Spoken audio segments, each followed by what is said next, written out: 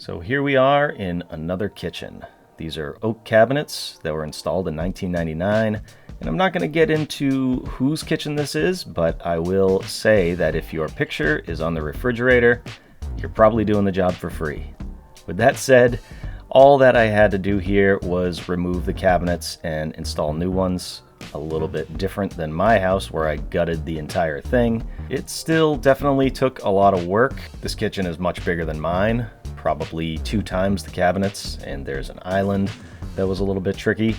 But I decided to do this video a little different, and I'm just gonna walk you through the whole thing. Hopefully you enjoy it. Kitchens are kind of a tough thing when it comes to remodeling them. I wanted to leave this kitchen in a way that you could still use it, so I kind of did it in sections as much as I could. So my plan was to start with this bank of cabinets and just replace that bank, and then I can move on to the next one. These cabinets were really easy to take down. They were only held in with drywall screws, actually, 2.5-inch drywall screws, which is not the best, in case you didn't know. Drywall screws don't really have much shear strength, so they can definitely break on you, especially when you fill cabinets with plates and dishes and everything else. So don't do that. Don't hang your cabinets with drywall screws. And the new cabinets are RTA cabinets, which are ready to assemble, so you have to put them together. I went into detail about RTA cabinets in another video. Feel free to check that out if you want. Link in the description. RTA cabinets are really easy to put together. All you need is a screwdriver, and I use glue on them. You don't have to. They don't say that you need to, but I figured might as well. Once I had all the cabinets for that bank ready to go, I took some scrap pieces of wood and attached them to the top of the cabinets. These nailers are going to be for the crown molding that eventually goes on them. It's just way easier to put them on while they're on the ground instead of afterwards while they're up. You definitely can do it that way, and I have done it because I've forgotten to put these pieces in. So it's not a huge deal if you forget, but it's a good idea to do them while they're on the ground. You'll also notice that I took down a hood vent, and I just capped those wires for now with some wire nuts. We'll get into more detail about those wires a little later in the video. But the first thing I wanted to do was figure out where the cabinets were going, so I set up my laser level and then marked the line almost in the same place. I believe I raised them up about 1 inch from where they were. And then I went around and found studs, which was pretty easy in this house since it was built in '99. The studs were 16 inches on center, like they should be. So I made marks and leveled lines to where I could get screws into studs. And I don't know what it is. I don't know why I don't ask for help, but I ended up hanging these cabinets by myself. I don't recommend it, but you definitely can do it. So I start with what's called a blind corner. It just has a little extra room, so there's no wasted space in that corner, instead of using a corner cabinet that has kind of the angle like in my kitchen. So when I put that cabinet up, the other cabinet that attaches to it needs a filler, because if you don't put that filler in, the doors will hit on the blind corner. So I made sure to put a filler in there that would prevent that from happening. So the name of the game with cabinets is you want them plumb and level, so just keep checking them as you go. Add shims wherever you need to against the wall and attach the face frames together.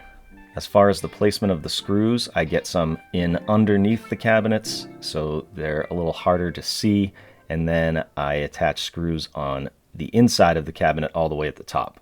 At least 2 in each stud that's there.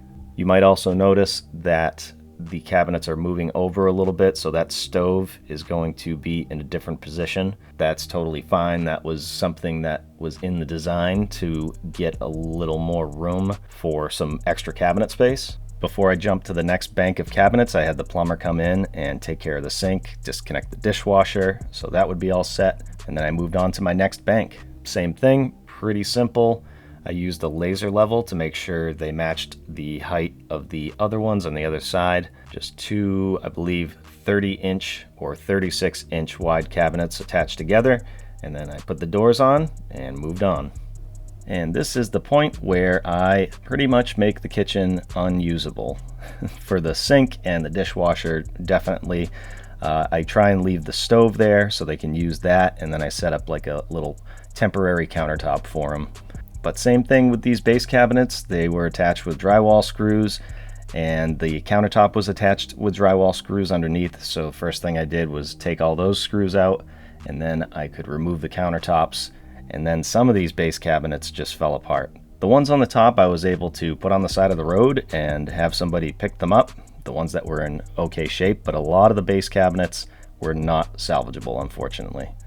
So now that I have that section of base cabinets removed, I wanted to put those ones back before I started anything else. So I had to fill in the floor because they had a floor done after the cabinets were installed and it was just butted to the cabinets.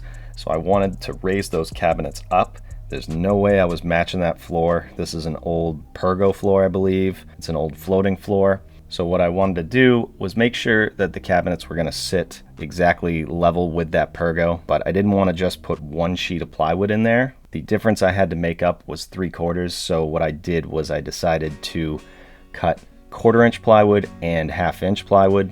So that way, if in the future they wanted to do a floor like this Pergo, they would rip it up and they would be able to do the floor under the stove and under the dishwasher at the same height as the old floor. And if they actually wanted to do tile, they could remove the 1/2-inch plywood and the 1/4-inch plywood, and when they were done that floor, it would be at that same height. Hopefully I'm explaining that properly. Basically, I just wanted to give them options for a new type of floor in the future. And I also had to work around this toe kick heater, which was not the greatest thing, but I was able to get plywood underneath it, and I'll just have to remember to cut out the front of the toe kick of the cabinet that I installed there. Now it's time for new base cabinets. I always like to start in the corner. I find that to be the easiest. Again, just make sure it's plumb, it's level, it's where it needs to be, and keep checking it as you go. And now you can see with the unpainted wall how far the stove was moved over. It was about 9 inches. Luckily the plug for the stove worked out. I just kind of flipped it to the other side. And just like how I attached all the doors, I'm putting all the drawers together and installing those right away. So at least what I have in there is done. I don't have to worry about it for the most part. In order to install the sink base, I had to drill holes for the water lines. I had to cut a hole out of the back of the cabinet for the drain.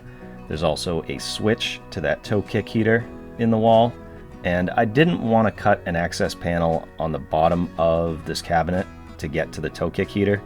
If they ever have problems in the future, they have my number, but also they can access that from the basement. There's just drywall in the basement. They can get to the pipes.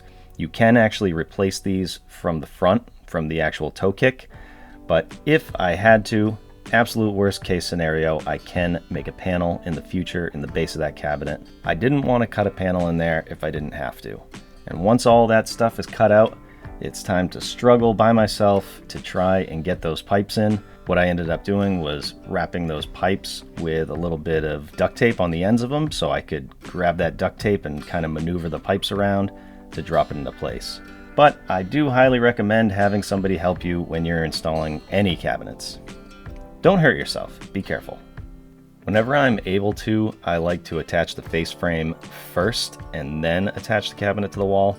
Just makes it way easier with having to maneuver it to get it to line up. And you'll notice in the back of the cabinet, the gap between the two, I put a piece of 1/2-inch plywood in there and then attach the cabinet together. And then I shim it, attach it to the wall, and I cover up the stink pipe so it doesn't smell, and put the cover on the switch.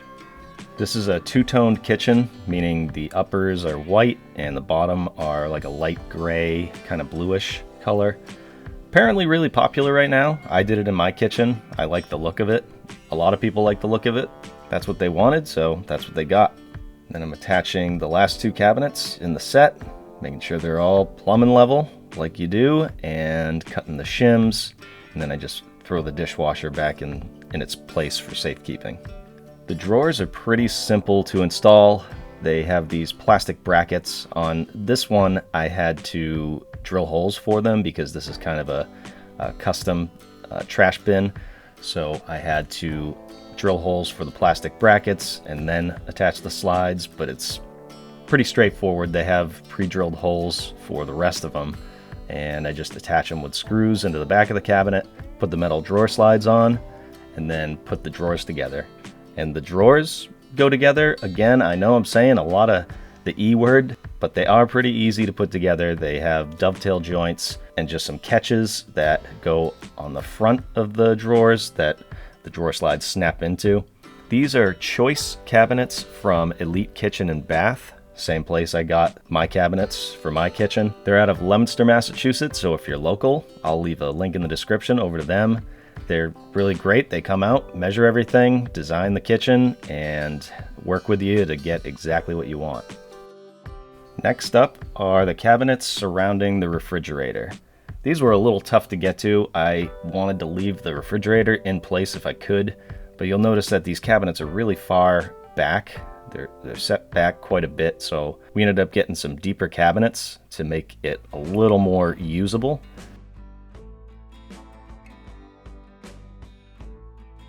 And I just wanted to make sure that I put these cabinets so that the top of them were the same height or the same distance from the ceiling down to the cabinet as the other ones were, just so everything is in line and it looks good. I made sure to put those pieces on for the crown before I put the cabinets up. And then I used a couple pieces of scrap wood, attached it to the walls into the studs just to hold the cabinet in place while I attached it to the wall. I was able to get screws into some studs on the left side of the cabinet and in the back side of this cabinet that's above the refrigerator. I took the pieces off of the wall and was able to get screws underneath as well as the inside of the cabinet. And then when I go to attach the cabinet on the right side, I add a couple pieces of wood right into a stud and made sure that that was solid. And I ended up putting the cabinet tight without a filler, and then I just did not like the look of it, so I end up moving this so that that cabinet on the right side is centered basically in between the cabinet above the fridge and to the wall. It just, I thought, was a better look, so I added a filler to this top cabinet, and then I put the doors on, but I ultimately took that cabinet back down and added fillers to either side to make it even. And I think it looks way better than it did when it was just tight to the other one. And for this tiny base cabinet to the right side of the fridge, I added the flooring like I did for the others, put that one together, put fillers on either side of them to make it even in that opening, and installed it. I did add some framing against the wall so I could get into some studs to the right side of the cabinet, and also was able to get into a stud in the back. And the last two cabinets made up the island. So same thing, took the doors off first, reached in, took the drywall screws out of that countertop. That came off really easy. And then there were some outlets on the left and right side of the island that I'm going to be putting back. I'll put new outlets in afterwards once the island's in place. On the back side, there was some trim to remove and then a couple layers of plywood that was holding everything together. And I just went around and took whatever screws out that I could. But these cabinets also started falling apart, so I just took advantage of it and made my life easier, took it out of the house piece by piece.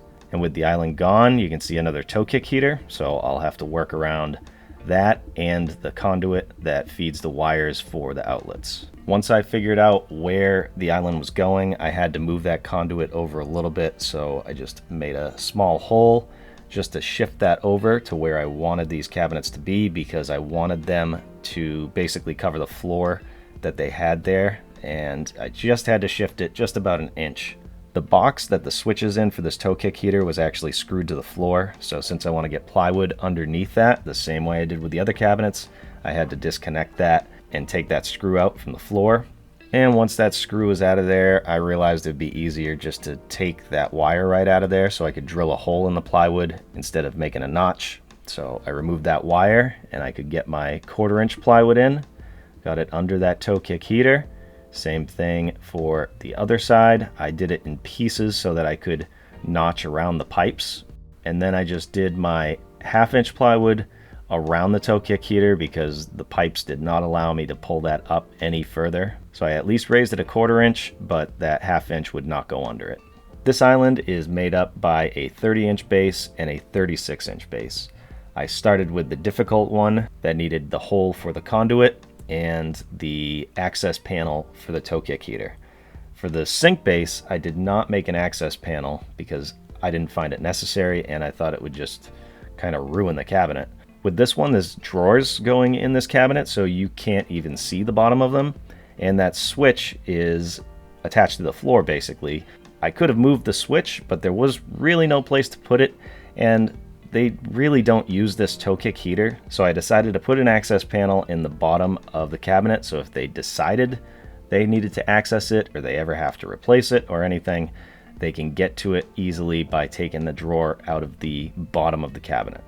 So I basically hacked a big hole and reused the piece that I cut out. I just put some pieces of 3/4 as kind of a frame around the cabinet so that piece could sit back in there and it would act as an access panel. I drilled my hole for the conduit and was ready to install it. And I actually got a little help this time. Then I put it about where it needed to be. I want to attach the other cabinet to it before I go making everything perfect. So I grabbed the other cabinet and attached the face frame, added my pieces in the back, my pieces of 1/2-inch plywood, attached those two cabinets, so basically this island is one unit now. And then it was time to figure out the outlets. There was not much room for these outlets with the drawers that were going in there, so I had to do a little trial and error, try a couple different types of boxes, and I finally figured out which ones I could use, and it ended up working out good. Once I got the island exactly where it needed to be, it was all shimmed and leveled and plumbed, I put some blocks on the back side of it underneath and ran 8-inch timber locks into the floor in each corner of the cabinet. That way there was no chance of it moving around. Once it was secure, I cut out the hole for the other outlet and I ran my wire. There seems to be some debate about running wire like this. Some people say you should always have a shielded wire like the one that I took out. I just used regular Romex because there are going to be drawers in here. Before it was technically accessible, but there's no way to access this unless you take a drawer out. And I put the wire as high as it could go, made sure nothing was going to nick it. As long as they don't put any swords or anything in those drawers, it should be just fine. Then I installed the drawers for this island. On the left side, it's the same as all of the other drawers in the kitchen. On the right side, however, there's doors, and then when you open those, there'll be some pull-out drawers, which I think is a nice feature because you can put them anywhere you want, but that did mean I had to drill more holes in the cabinet to put them exactly where they wanted them. Now it's time for some finishing touches. With these trash bins, I didn't want to make it so you had to open the door and then pull the trash bins out. So I took the door off of the cabinet and I attached it to the actual case for the trash bins. That way, when you put a handle on the door, all you have to do is pull the door open and the trash bin comes with it. So you might remember that that blind corner had a big hole in it, and it does come with a skin that you can attach. You can attach it before you put the cabinet up, but I wasn't sure exactly where that filler was going to land and how that was going to work out, so I did it afterwards. Then I cut the hole out for the microwave. We're doing a hanging microwave here. So this wire, as I said, I was going to talk more about it. The wire that was there was only 14.2. This is an 1100 watt microwave. So I had an electrician come in and run a new dedicated 12.2 wire down to the panel with a 20 amp breaker. Before, that wire also was tied into the lights and the toe kick heaters and a couple other things. A microwave like this really should be on a dedicated circuit. And I gave those holes in the drywall a quick patch and did one coat of mud with some tape before I hung the microwave. I have a dedicated video for a microwave install. This one was real easy because it wasn't vented. It's considered self-venting. I'll leave a link in the description over to that video so you can check it out if you're interested. And then I install all of the door handles and the drawer pulls. And guess what? I have a video for that. Link in the description. So now I need to make the backside of the island look more presentable. There's an 1/8 inch skin, the same color as the cabinets. But before I did that, I needed to take some strips of plywood and bump out the cabinets kind of strategically. I did a couple strips to start to make it even with the way that the cabinets were kind of built, and then I glued and stapled a couple 1/4-inch pieces over that, and that gave me a nice flat surface to attach my skin to. And I took the skin, put some masking tape on it, measured for the skin, measured 6 times basically. You only want to cut this once, you don't want to mess it up. So I marked it all out, went down and cut it and installed it. And the way I installed this was with only a couple pin nails, and I just use a whole bunch of flex glue because that's how I roll. And then the saddest thing happened. The Countertop guys beat me to the house in the morning. I was able to catch the island going on, but every other countertop was in place already. So that kind of made me sad, but I guess that's what happens when you're not working on your house all the time. These are the same people that I used for my house, Leo's Marble and Granite. They are awesome. Check out their Instagram, and if you're local to the area and you need countertops, consider them. I'll leave a link in the description. And while I was here, I just couldn't help myself. I took this old phone line out and patched it up.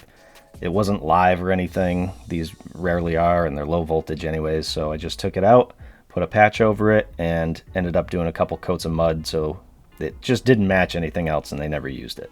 So we just got rid of it. And crown molding. Before I put the crown molding on, I used 3/4-inch strips to bump that crown out so it's going to be even with the frame of the cabinet. Then I cut my pieces and installed them. Unfortunately, we couldn't make it so that these cabinets went all the way to the ceiling because they would just be too high. So you do have a gap at the top there, but I don't really mind the look of it, to tell you the truth. There wasn't really too many complicated cuts. There were just outside 45s. Of course, I did make a video about this on my kitchen, so if you want more details, you can check that out, and the link is obviously in the description. I added this little heat register grate, whatever you want to call it, to the island so that toe kick heat would have somewhere to vent. I had to do a little tricky trim around it, but it came out good. And then I trimmed out the corners of the island and put some molding against the floor. So all of that was covered. You couldn't see the plywood on the edge, and you couldn't tell where the old floor stopped. So that covered up nice. And I did the rest of the toe kicks, and I started with the difficult one, another heat register or heat grate. This one was a little less complicated, but I did have to take some of the fins off to access a switch that was on the front of this one, which the other one did not have. And just installed the rest of the toe kick, cleaned the place up, got my tools out of there. The plumber came back and did his thing, and it was all done. I gotta say, I think this came out great. I'm happy with it. They're happy with it. What do you guys think? Leave a comment below and let me know. And I hope you liked the style of the video. The format was a little different. If you want to see another time lapse, but you don't want to hear me yap through the whole thing, click on one of the videos on the screen right now. And if you haven't subscribed yet, definitely consider it. Thanks for watching. We'll see you on the next one.